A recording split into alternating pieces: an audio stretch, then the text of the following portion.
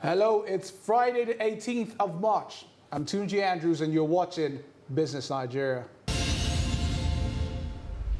Now, China's Anbang Insurance Group did not even exist till about 2 years ago. Now, with over $8.45 billion already invested in the purchase of hotels from the Blackstone Group and Waldorf Astoria, the group of investors are fast becoming significant in the hotels and hospitality sector. The company recently made a $12.8 billion offer to Starwood, a deal which, if considered, will see it enter the African and Nigerian market easily. Today on Business Nigeria, we look at events in the hotels and hospitality sector for the economy and what the future holds. Joining me in the studio today is Munachi Anthony Ogbonna. He's from Fahrenheit Hospitality. He's the general manager for operations and, of course, our in-house research head, Adegboyega Olatude. First, who's going to be breaking down how this offer by Anbang could possibly affect our sector in Nigeria. Boyega, do run us through the numbers. Okay, Tunji, as stated earlier, Anbang didn't exist 2 years ago, but surprisingly, they've been fairly aggressive in mopping up U.S. hotel hospitality assets. They bought the Waldorf Astoria, which was a landmark deal in the fact that it was the highest price, $1.95 billion, that was paid for a hotel in the U.S. They also recently bought the Stargate Hospitality Group from Blackstone. Blackstone initially purchased it for about $3.94 billion in cash and an extra $2 billion in debt, and they bought it for about $6.5 billion. Now, of recent, we now saw them actually take interest in the Starwood deal. Initially, they had signified some sort of interest in the Starwood deal, but now we've seen an offer with cash on the table. Now, basically, to run us through the deal, what we've decided to do is just basically show how far Anbang has come in terms of property acquisition. They currently have 17 hotels. One is the Waldorf Astoria, 16 from buying the Stargate Group. They basically have about 9,000 rooms. They currently do not have any presence whatsoever in Africa. Now, by buying the Starwood Group, Starwood currently has 1,270 properties, approximately 354,200 rooms, and they have a presence in Africa of about 56 hotels and 9,500 rooms. Now, the rooms in Africa are under the Sheraton, Le Méridien, Four Points, and Westin brand. The terms of the offer that Anbang has made is strictly cash. The offer should lapse because what Marriott did was, okay, you know what, you've been approached by another investor, allow Starwood to engage them in discussions. But that waiver for those discussions would have lapsed yesterday at 12 midnight.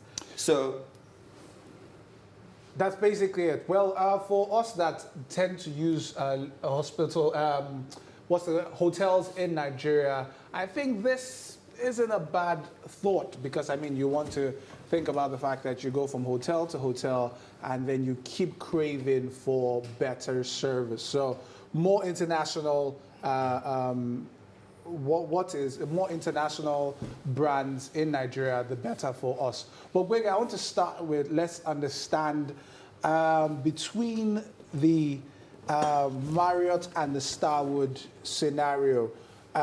Marriott gave a waiver to Starwood, yeah, and that effectively expires today, but we've not seen a response from them.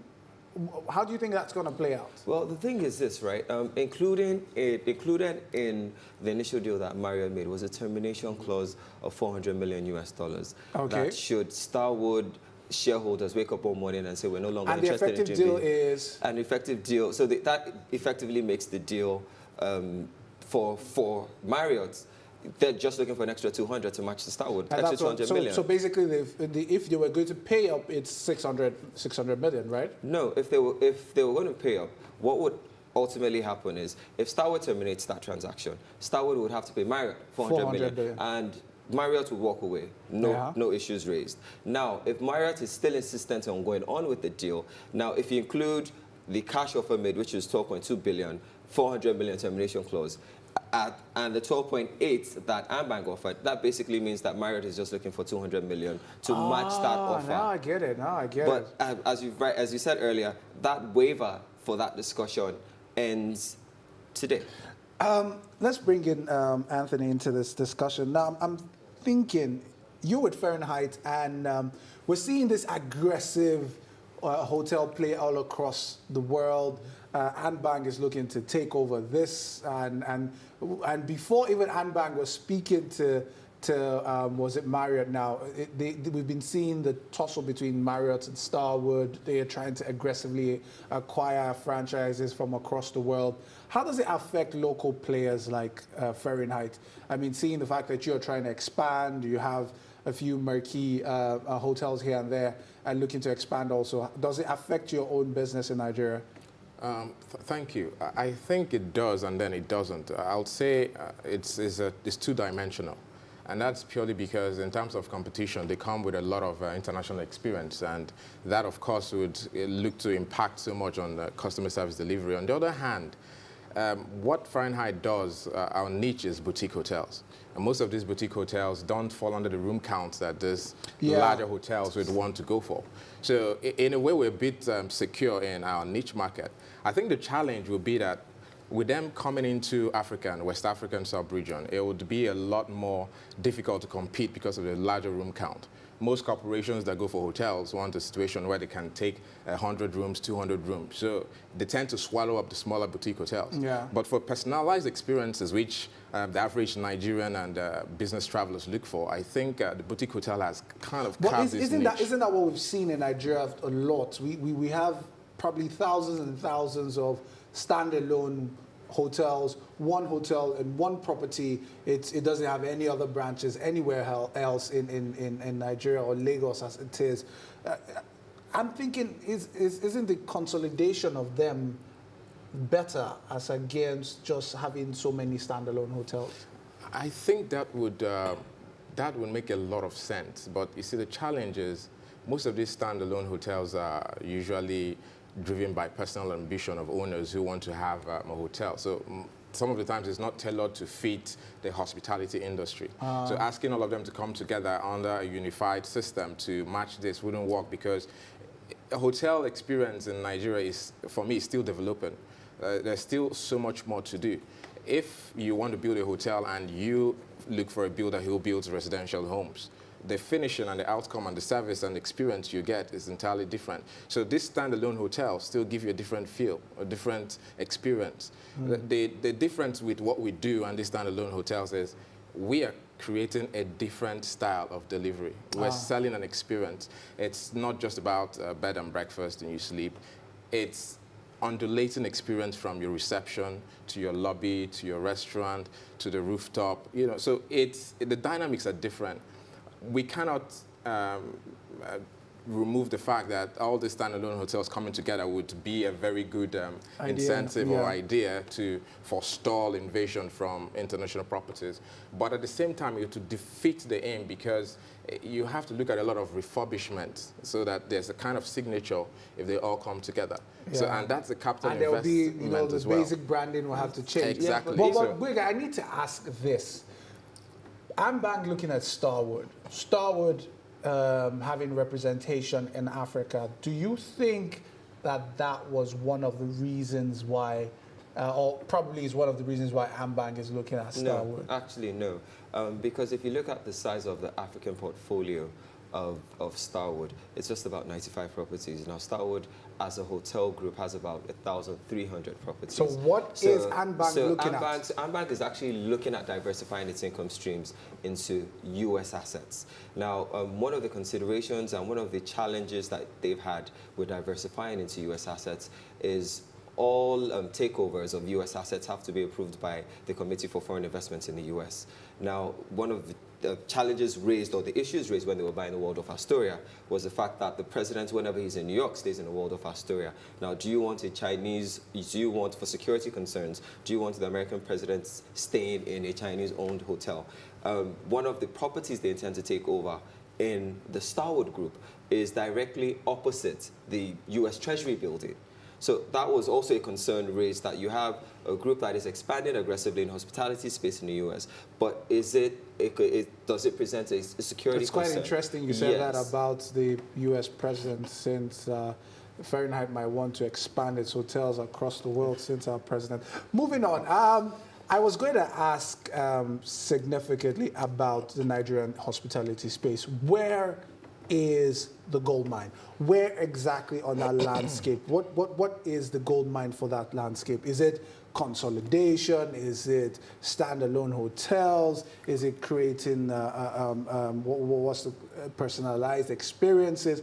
What is the gold mine? Because I'm looking at it and I'm seeing 170 million Nigerians. People are coming in, people are going out. There's people coming in for business, all those kind of things. But we're still seeing that our hospitality sector is not as vibrant as it should be. Can I, if I were to interject? Now, one of the basic challenges you've had, particularly with the hospitality or hotel industry in Nigeria, has been a pricing issue. Now, for the top-tier international hotel franchises, you've had prices go from an average of about $400 plus to an actual average of about $250 to $280 per night. Now, if you do that in terms of what the Naira is saying, that's about 57,000.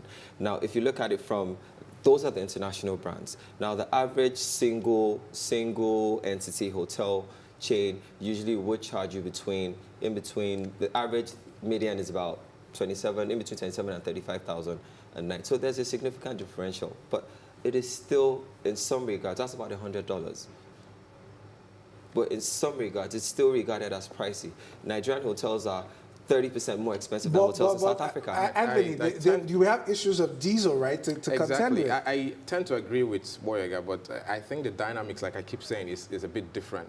Consolidation would work well if, for example, the economy is socialist. In a capitalist economy, you're asking the individuals who have invested a lot in terms of real estate to consolidate their property because of a look and feel. Not everybody buys into the ideology. So I think, yes, pricing is a challenge because with pricing, your value in terms of your services drops. Yeah. So people are not really interested in what service they offer. They're interested in return on investment. So the dynamics of having to consolidate to make it viable as a hospitality sector in the industry would come from educating individuals, more or less. Because taking that step, many people, personally, I would look at how much am I getting to do this. But the big picture is, are we making our industry viable enough in the market? I noticed that you sidestepped that question. Boyega helped you. I'm still going to ask again, where is the gold mine in the hospitality sector? Maybe that's probably your business strategy and you're trying to keep it close to your chest, but we're going to ask again, where is the gold mine in the hospitality sector? I would say, to be honest, with the current climb and the policy, I think it's in consolidation. I wouldn't say personalized services because most hotels can do that if they really set their minds to it. If we pull together resources, first of all, you increase your room count.